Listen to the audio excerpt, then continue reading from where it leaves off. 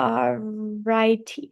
So, hello everybody. Today I'm going to be talking about Apple, and I'm going to be presenting the financial analysis of it, covering the fiscal years 2022 through 2024.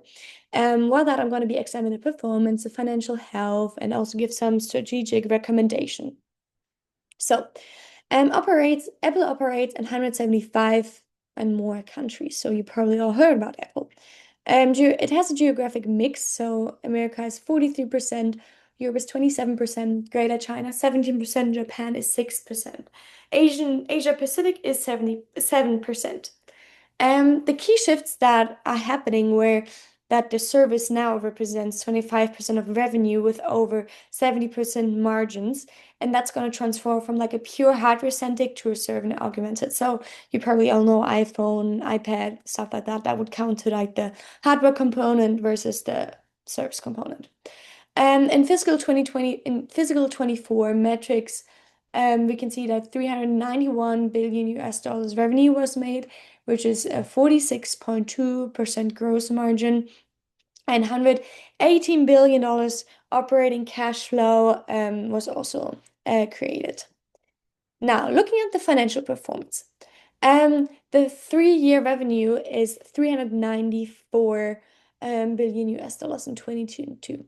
We can see a slight decline from 383 billion US dollars in 2023. However, it rebounded to 391 billion in 24. So that's a big thing. 2.8% might not seem a lot, however, in Apple's case, it's making a huge amount of difference. The key insights are the service grew 22% annually and expanded from 20 to 25% of revenue.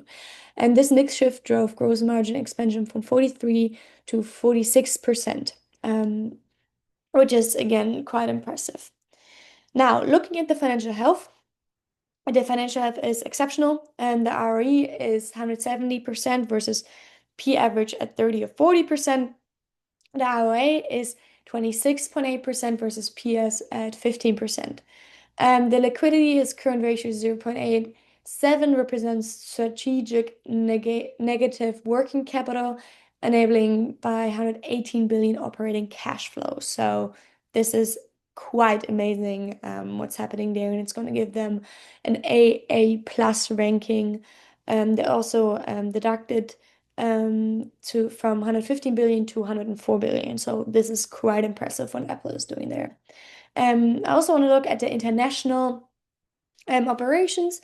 The premise is Greater China because it declined 18%, and it represents 17% of the revenue due to, Huawei and stuff like that being, a threat. So the opportunity, however, lays in India.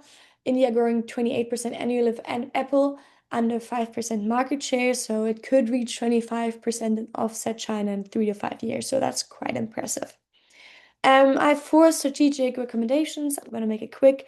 So the first one is to launch an Apple One Premium basically at $49.99. We're just going to target 100 million subscribers for 5 billion revenue at 75% margins. Secondly, I also want to look into accelerating India with 50 plus stores to potentially get another 25 billion by 2027 to again offset China's risk. I also want to reduce debt by 20 million, which is going to lower the buybacks.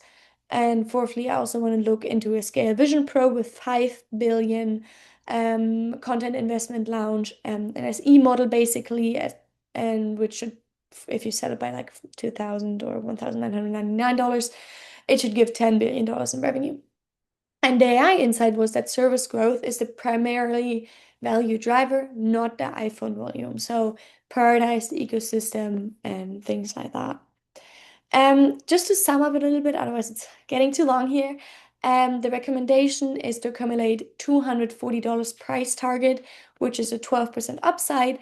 Catalyst is a service margin expansion, 4% shareholders yield, $118 billion free cash flow, and yeah. Just to come back, risk is still China, the whole China exposure and regulations, but Apple's economy system locked in operational excellence provides a downside protection, accumulates below $200.